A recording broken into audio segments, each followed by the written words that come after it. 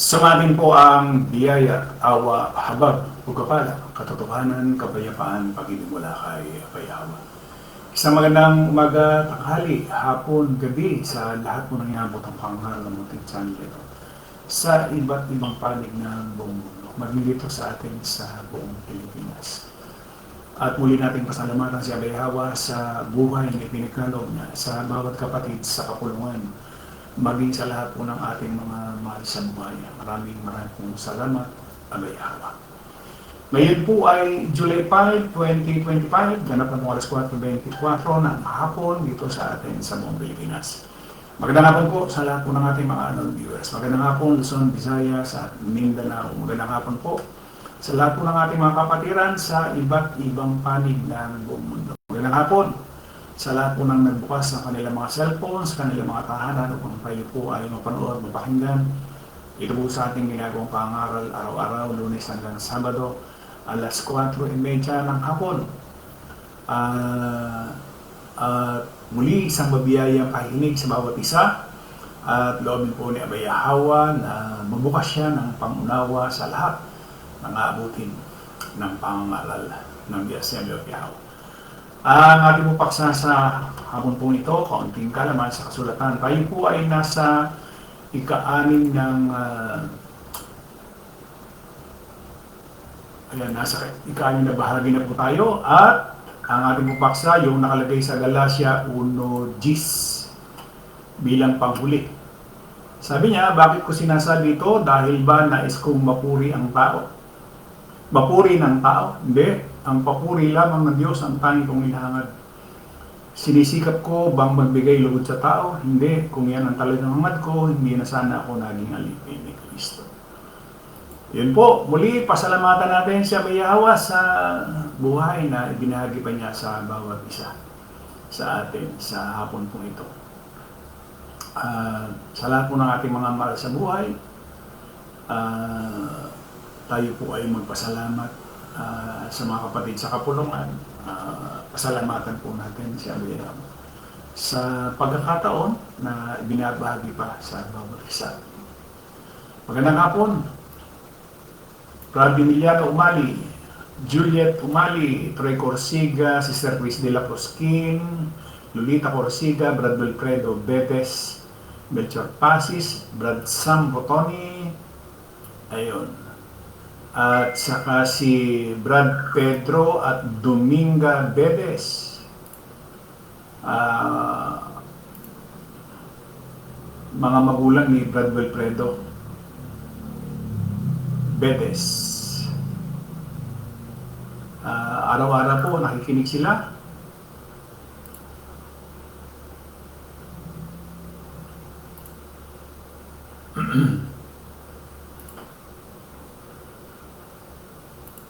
Oras na po natin, alas 4:27. Brad Fortunato Juarez, Brad Edmundo Umali, Lisa Indenible Corsiga, Sister Elizabeth Denz, Roxley Bandojo,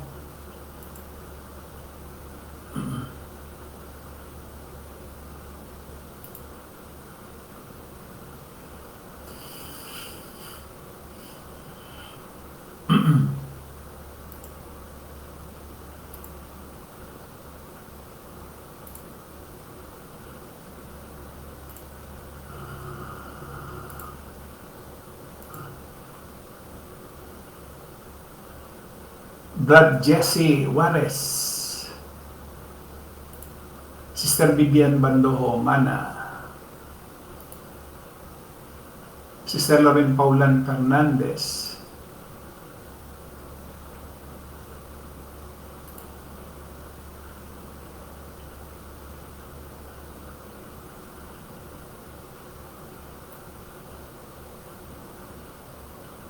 Brad Carlo Roll, Janmer Corsiga. 4:20 na po ang oras natin.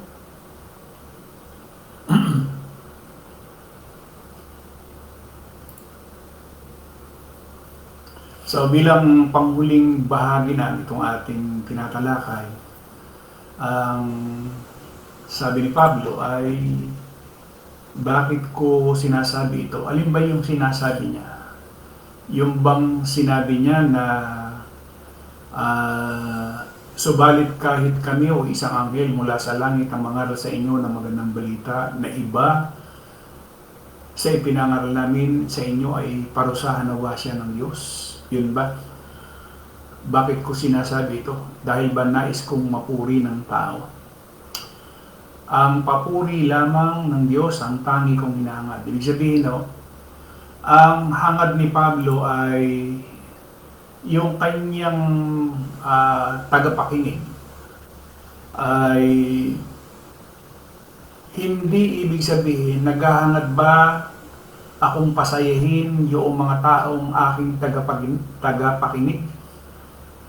O, sabi niya, kung naghahangad lamang ako na pasayahin ko yung mga taong nakikinig sa akin at nalulugod ang mga tao, ay sabi niya, hindi ako magiging alipin ni Kristo, sabi niya. Gusto ko bang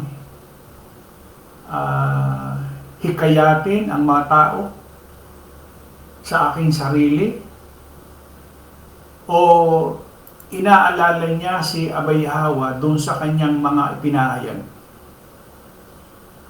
Bradnell Umali, Cecil Manyoso, Brad Rodelio Nava, Leonardo Corsiga, Noli Tongkua. Yan, magandang hapon po sa bawat isa. 4:31 na, no? So, dito ho, sa huling bahagi na ito, may ipapapansin ho ako sa inyo, no? Kasi kalimitan no, doon sa pangangaral, yun hong ang nangyayari kasi ay tao ang nalulugod. Ang tao ang nasisiyahan, hindi si Abay Hawa. Halimbawa, yung mga ginagawa, katulad nung napapanood natin ngayon sa Facebook, 3 araw na happy PBB ng ADD. Walang tigil na kasiyahan, kasayahan, kainan. Ang mga Jehovah's Witnesses meron din. Ngayong araw na to, 3 araw po yan. Hindi ko lang alam sa saksi. Para ho bang piyesta ng Diyos? Kung ang Katoliko ay may piyesta, bawat bayan-bayan, may kapiestahan, ganun din ang ginawa ng ADD. Wala nga lang patron, pero sino pa ba na nag-uutos nun? So, doon sa paksa natin, sino ba, sabi niya, bakit ko sinasabi ito? Dahil ba nais kong mapuri ng tao? Hindi. Ang papuri lamang ng Diyos ang tanging kong hinangad. Pinagsisikapan ni Pablo na papuri lamang ni Abay Hawa ang hangad niya. Hindi yung mapuri siya ng tao o magbigay lugod sa tao. Kasi ang nangyayari ho sa mga reliyon, nagbigay lugod sa mga tao. Binigyan kaluguran ng tao ang mga tao, hindi si Abay Hawa.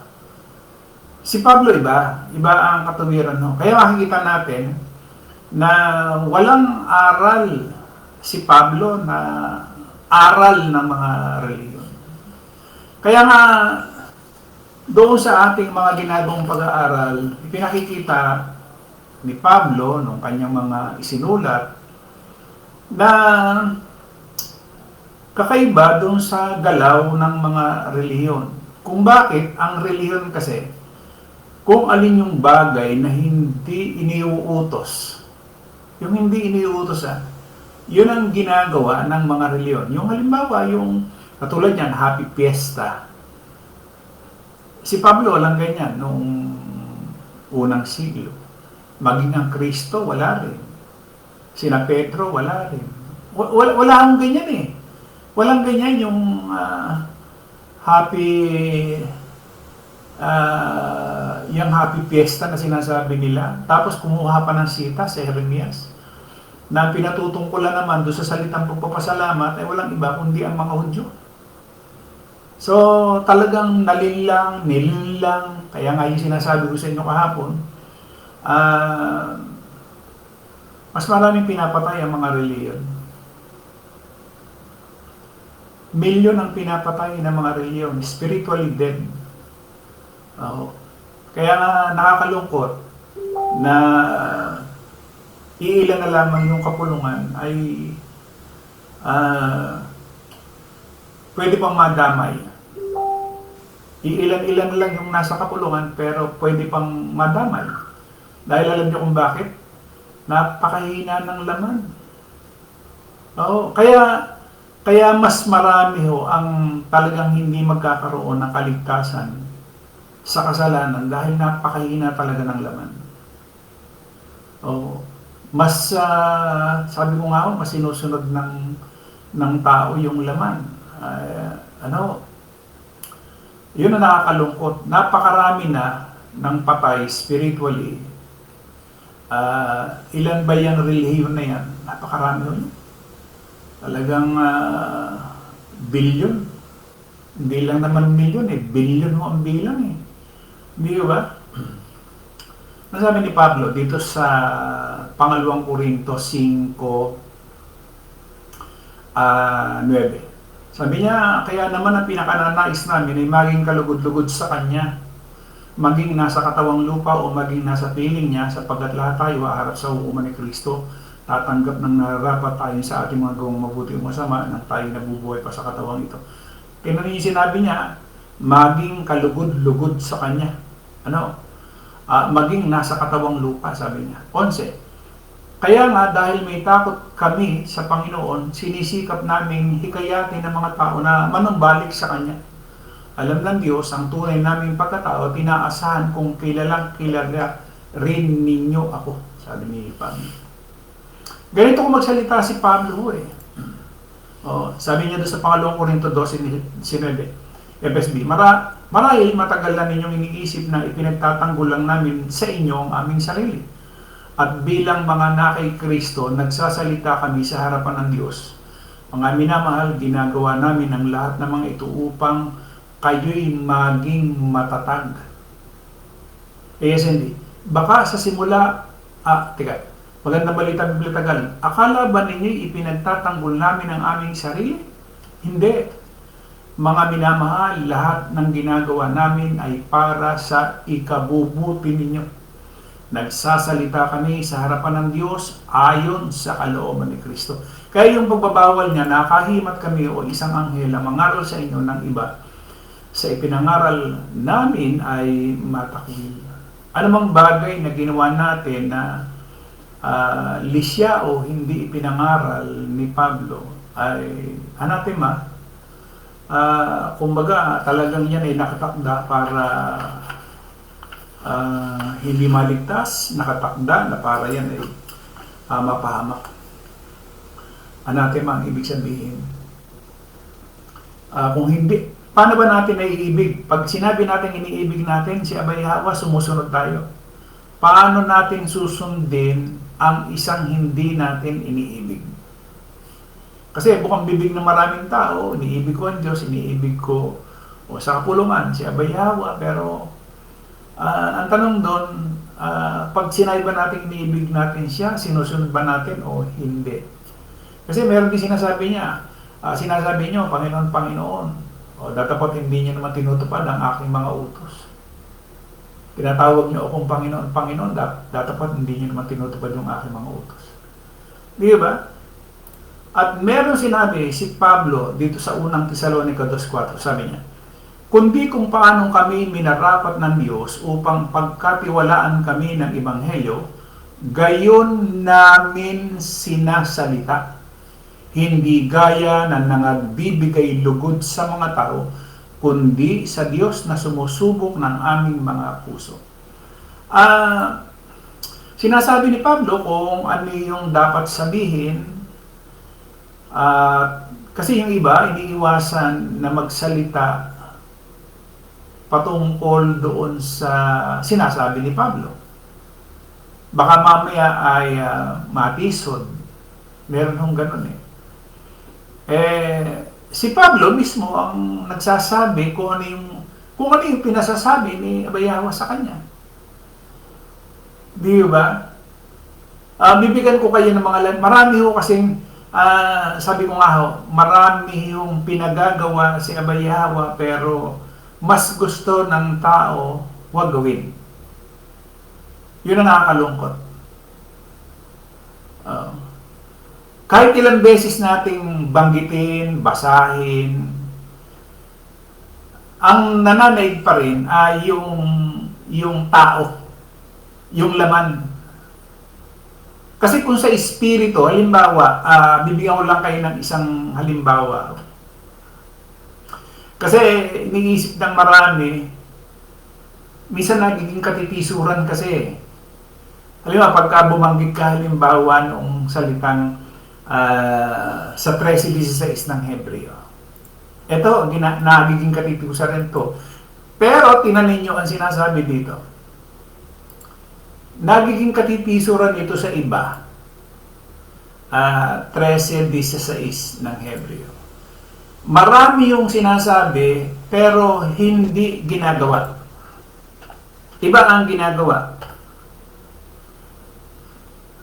Ang sabi dito, tinanin nyo huwag nating kaligtaan ang paggawa ng mabuti at ang pamamahagi sa iba sapagkat ang Diyos nalulugod sa ganoong mga alay. Doon sa iba, huwag nating, sabi niya, huwag nating kalimutan. Huwag ninyong kaligtaan. Huwag ninyong kalilimutan. Huwag ninyong kaliligtaan. Huwag ninyong kaliligtaan. Huwag ninyong kalilimutan. Pero kabaligtaran. Kumbaga, yung salitang huwag ninyong kaliligtaan, passing na lang. Kung alin yung bagay na iniutos niya, yun ang hindi nangyayari. Kung alin yung bagay na hindi niya kailanman iniutos, yun ang ginagawa. Kaya nasabi natin na talagang napakahina ng laman. Bawasahin ko. Huwag ninyong kaliligtaan ang paggawa ng mabuti at ang pamamahagi sa iba sapagkat ang Diyos ay nalulugod sa ganoong mga alay. Sino ang sinasabihan dito? Sulat ni Pablo sa mga taga sa Hebreo, no? Sulat ni Pablo para sa atin. Sulat ni Pablo yun. Yan yung 14 na aklat na sinulat ni Pablo. Huwag ninyong kalilimutan, huwag ninyong kaliligtaan ang paggawa ng mabuti at ang pamamahagi sa iba sapagkat ang Diyos ay nalulugod sa ganong mga alay. Pero mo, kinalulugaran ni Abayawa pagka ikaw gumawa ng mabuti sa iyong kapwa, ano sabi niya? At ang pamamahagi, yan, sabi, SND, ang paggawa ng mabuti at pakikibahagi sa paglilingkod, huwag ninyo itong kaliligtaan. Bakit? Sapagkat kalugod-lugod sa Diyos ang mga handog na tulad nito. Tanong, kasi nakalagay dyan, huwag ninyong kaligtaan, huwag ninyong kalilimutan. Sa gayong mga hain, ang Diyos ay totoong nalulugod. Pero, iniisang tabi ng marami. Pero pagka yung kanyang birth date, yung kanyang karawan, hindi niya nalilimutan yun.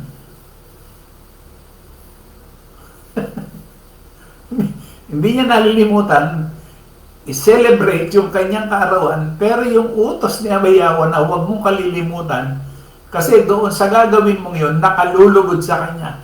Samantalang yung birthday, hindi kinalimutan, hindi kalugod-lugod kay Abayawa, hindi kinalimutan yung kanyang kapanganakan. Nakita niyo ba? Binibigyan ko lang ng comparison, yan yung gawa ng laman. Kasi yung sinasabi ni Pablo, ayon sa Espiritu yan. Di ba? Ayon sa Espiritu yan. Oh.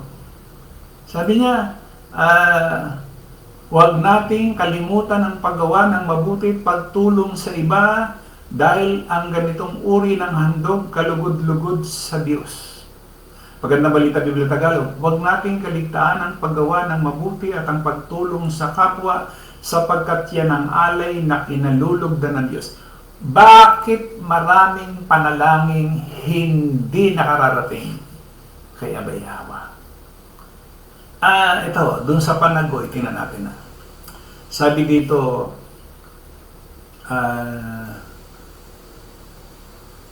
ang dating Biblia na yung tinapad, aking pinawi na parang masinsing ulap ang iyong mga pagsalangsang. Teka, ano muna ho? Dito sa Panagoy, 3:44, bago ho yun.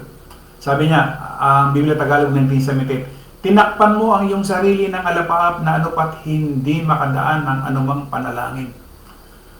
Pero mo, yung alapaap, parang imposible na yung alapaap makahadlang dun sa panalangin. Kasi sabi, ang liwanag ko Sabi niya, tinakpan mo ang iyong sarili ng alapaap na dapat hindi makadaan ng anumang panalangin. Parang imposible na yung alapaap. Tayo pagka nakasakay tayo sa aeroplano, makikita natin yung alapaap, tagusan Di ba? Pero sabi niya, imposible na yung alapaap na yun na nakahadlang doon sa ating panalangin. Alam niyo ba yung alapaap na yun? Kung ano ibig sabihin yan? Ito yan, sa Isaias 44:22. Sabi niya, ang mga kasalanan mo'y parang ulap o ambon na pinaglaho ko na. Manumbalik ka sa akin para maligtas. Yun daw po palang ulap, isinasagisag ng kasalanan. Kaya pala, may panalangin na hindi makarating, itsura ang wikaya ng ulap. Okay, ang sabi dun sa Isaiah 59:2, kundi pinapaghihiwalay ng inyong mga kasamaan, kayo at ang inyong Diyos, at ang inyong mga kasalanan nang siyang nagpapakubli ng kanyang mukha sa inyo upang siya'y huwag makinig. Ay, tao ba natin yan? So, ito nangyayari na ito, ang ginagawa ng tao kontra sa ginagawa ng Espiritu. Palibasa ang tao nasa laman, ayaw niya yung gawaing pang-espiritual. Lahat ho ng mga ngaral, lahat ng pastor, ministro, obispo, pare. Tingnan niyo, pagka nagsalita ang Kristo nung unang siglo, Pagka nagsalita ang Kristo nung unang siglo, kontra ang eskriba, kontra ang mga pariseyo, ang mga saduseyo, kontra sila sa sinasabi ng Kristo. Bakit? Kasi yung mga Hudyo nasa laman. Kaya lahat ng sasabihin ng Kristo, kukontrahin. Nung sabihin niya na ako at ang may isa, papakayin siya, babatuhin siya, kinokontra. Sabi ni Brad Wilfredo, Bro Eman, halimbawa, hindi ako nagsiselebrate ng birthday, pero kapag birthday ng aking pamilya, nakikiselebrate ako. Ayos lang po ba ito kay Abay Hawa? Mali. Bakit to? Parang ano lang mo yan pero mo, ikaw sa sarili mo, hindi ka nagsiselebrate, pero nakikiselebrate ka. Ano yan? Ano matatawag mo ron? Hindi ba? Kasi para sa iyo, mali So, para ikaw makiselebrate, nagtuturo ka pa sa kanila. Ano ba ang ituturo mo? May tinuturo ka bang tama o yung mali nila ay yung sabi nga pinapayagan mo. Kaya yung sinatama yung sinasabi sa Roma 1 Pinahihintulutan, pinapayagan niya yung mga gawaing mali. Dapat, kung tayo, hindi tayo nagsiselebrate, huwag na tayo makiselebrate.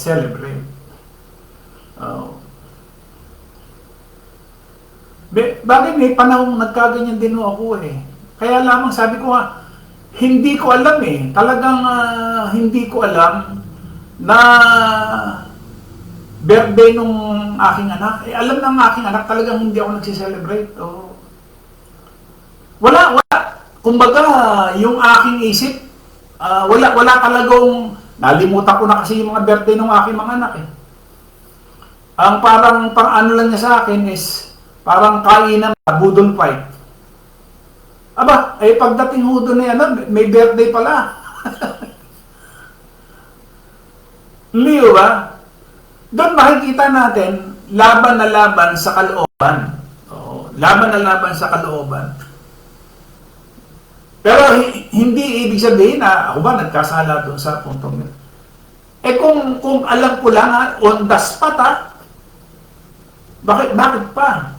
Di ba? Hindi na. Kasi alam na natin mali yun eh. Na nag-celebrate noong mga magmula doon sa lumang tipan hanggang dito sa panahon ng Kristo na nag-celebra sila. Hindi naman mga mananampalataya, puro mga nasa laman sila eh. Di ba? So hindi na dapat. Hindi na dapat. Kaya nga,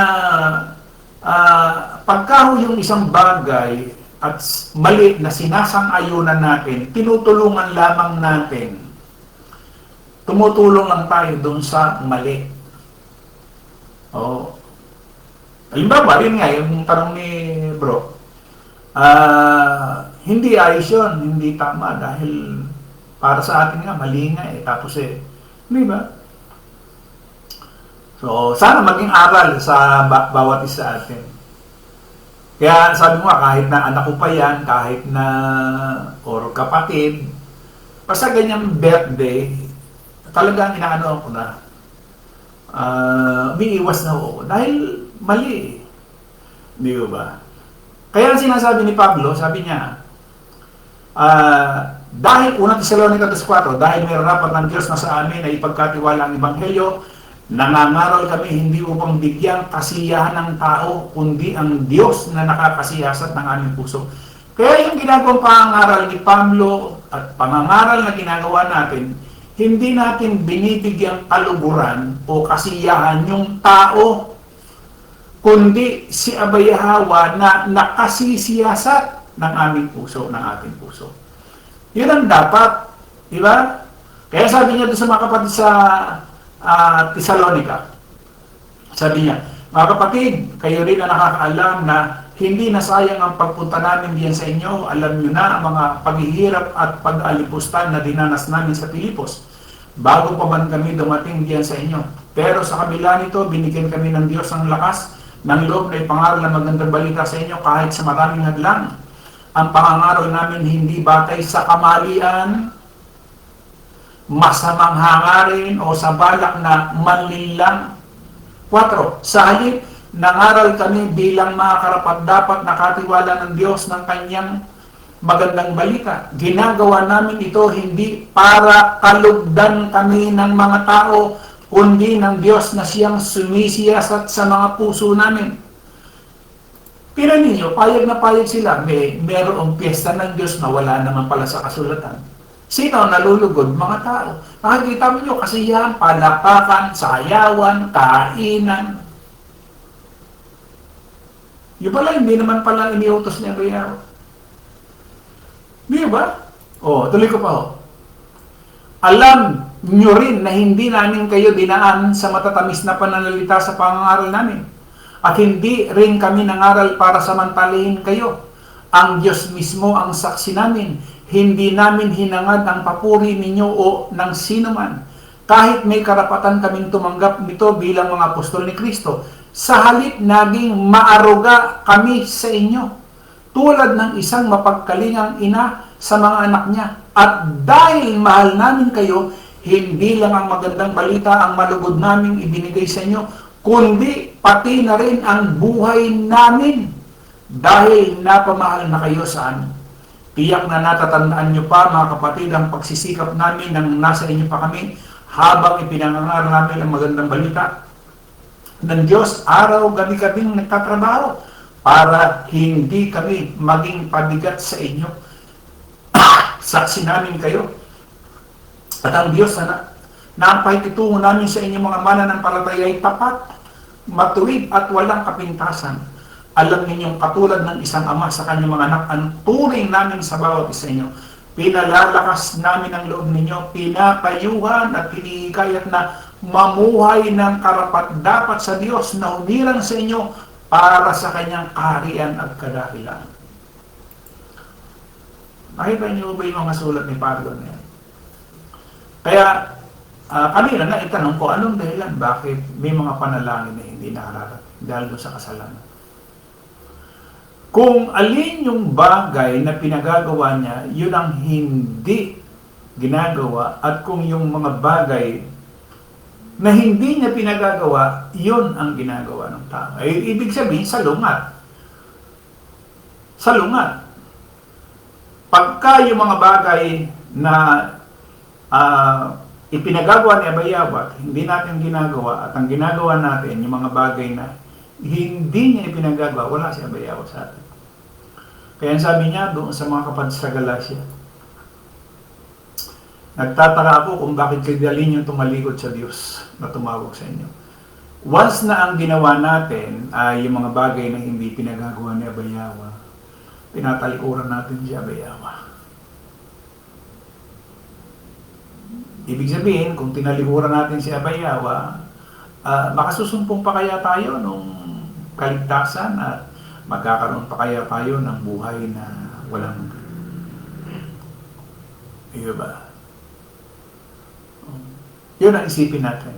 Nakita na natin ang gawa ng mga tao, ng mga relihiyon, ng laman. Kaya sinasabi nga doon sa Mateo 26, manalangin kayo, sabi niya sa kanyang mga alagad.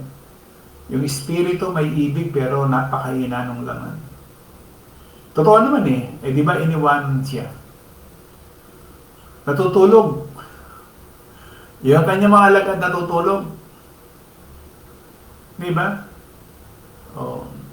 Mahina yung laman. Kaya, sabi ko nga, ng isang araw o kahapon, nakakilabot yung ginawang mga pagpatay doon sa mga sabongero at nakakilabot din yung mga nangamatay sa war on drugs at nakakapangilabot din yung mga pagpatay doon sa mga digmaan. Pero mas nakakapangilabot yung mamatay ka sa mga reliyon. Lahat ng reliyon, lahat ng kanilang miyembro, pinatay nila. Spiritually. Inilayo, kaya Abayawa lahat. Bakit to? Bakit pinatay? Bakit tinalikuran si Abayawa? Di ba?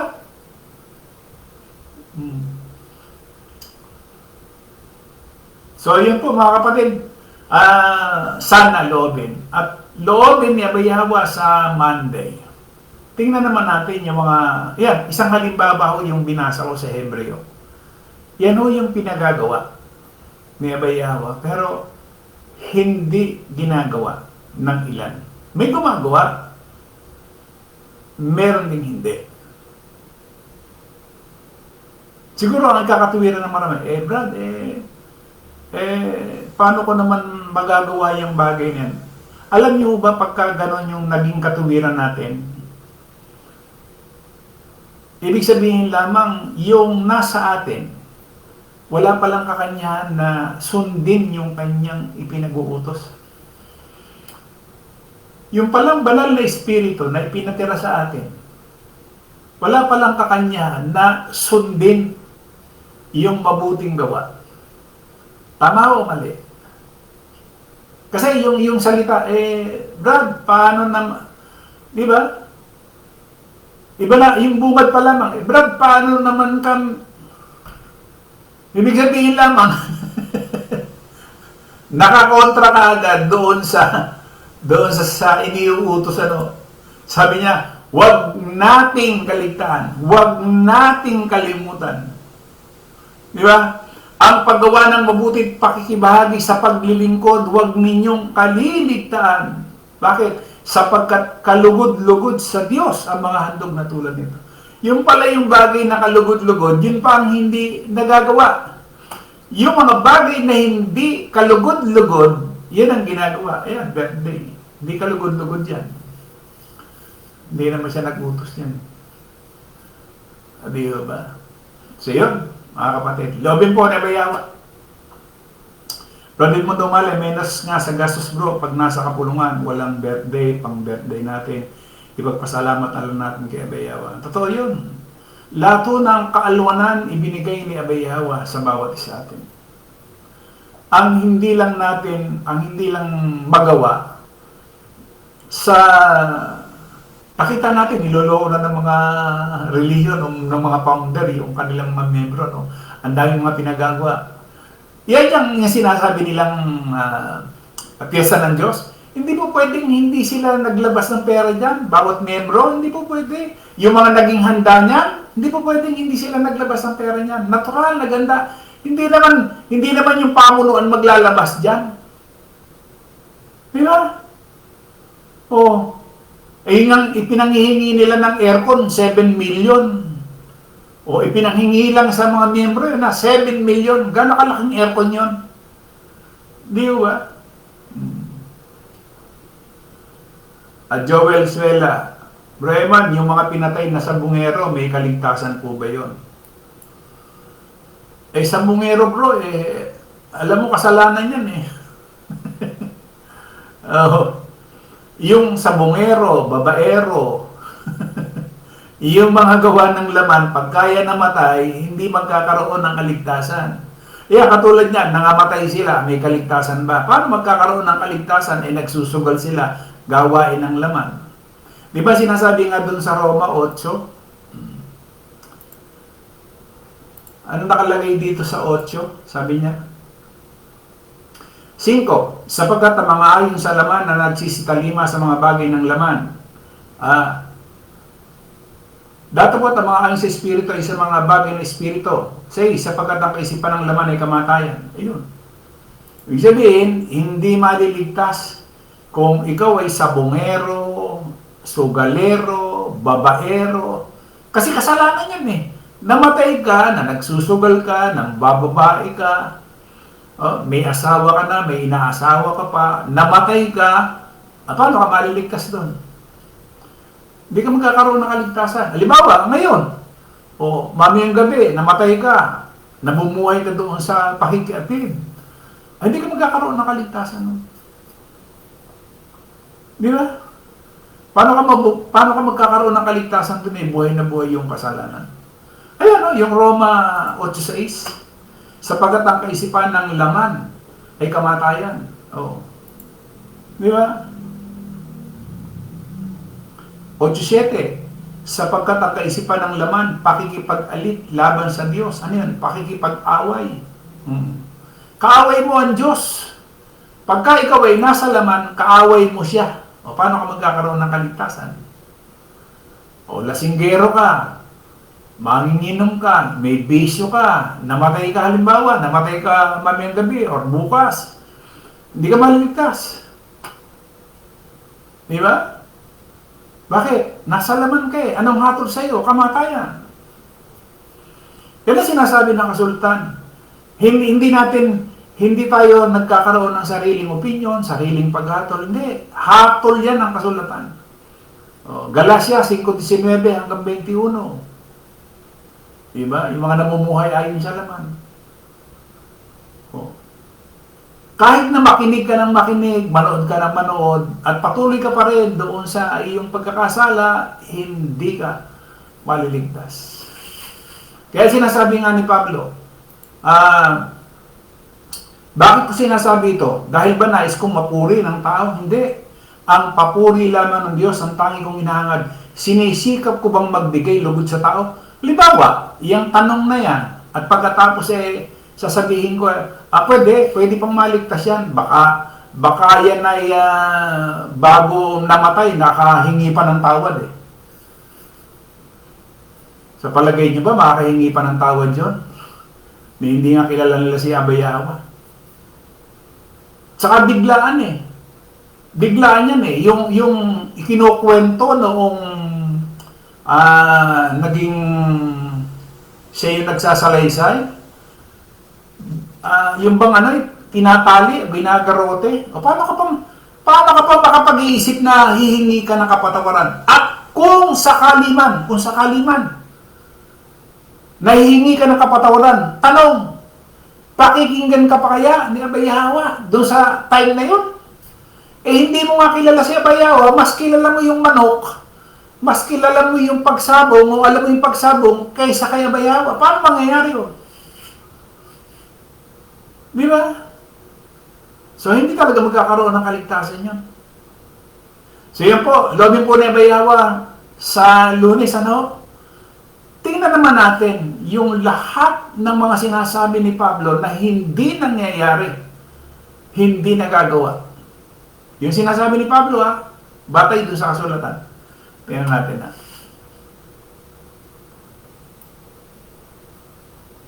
Teka, may mga tanong dito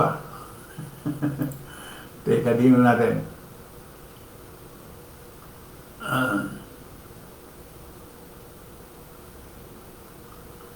Sino pa ba ang hindi ko na, teka, ang dami kong hindi pa na, teka. Brad Nel Lumali, Cecil Manyoso, Leonardo Corsiga, Brad Rodelio Nava, Noli Tungkua, Joel Suela, Sister Maria Victoria, Sister Crisola, Sister Ging Macar, Fernando Pronebo Villara, Cristina Juarez. Ayun, yung tanong ni Brad Wilfredo. Rose Libando, ako hanggang ngayon may nagaya pa rin sa akin na makiberde, pero ni isa sa kanila, di na ako sumasama sa kanila. Sister Maria Victoria, kung halimbawa ay isang compound lang kayo at walang ibang pagkain, hindi pa rin po ba pwede makikain, bro? Salamat po, bro. Yun ho kasing, katulad natin, gusto talaga nating magkaroon ng kaligtasan sa panahon ni Noe. Kung tutusin sa panahon ni Noe, ang daming mga pwede siyang sumalangsang, no? Pero hindi, namuhay siya Ganun din sa atin, kahit na iisang compound tayo at tayo talagang gusto nating mamuhay ng ayon sa kalooban ni Abay Hawa, titiisin natin. Kung yan ho yung magiging makahadlang dun sa ating kaligtasan, magtitiis tayo. Di ba?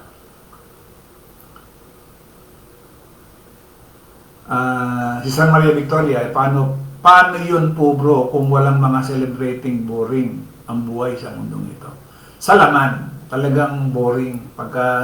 Kasi yun nga ho yung nakagisnan hindi ho ganon ang itinuro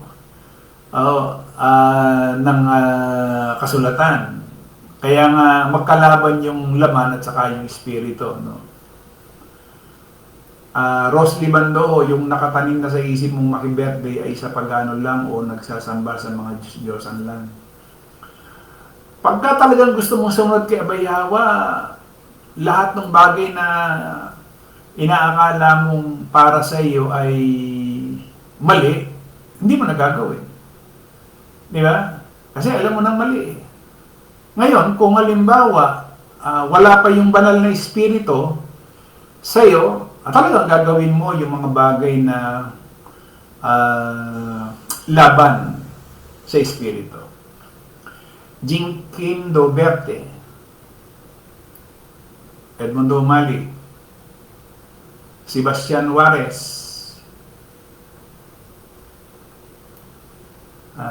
okay, yun na po. Sige po, lomin po ni Abay Hawa sa Monday na.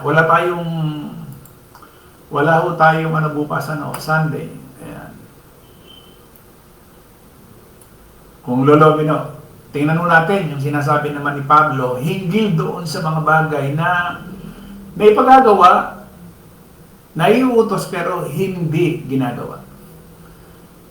Muli, sa iisang Diyos na ating tagapagligtas sa pangalan ni Abay Hawa, sumakanya nawa ang kaluwalhatian, ang karangalan, ang paghahari at ang kapangyarihan sa kauna-unahang panahon at ngayon at magpakailanman siya nawa. Patuloy po tayong ingatan, gabayan, pagpalain ni Abay Hawa sa mga bagay na pang-espiritual. Uli, maraming pong salamat sa lahat po ng ating mga viewers, sa lahat po ng ating mga kapatid na nakaisa natin sa hapon po ito. Muli, maraming salamat, isang magandang hapon po sa ating lahat.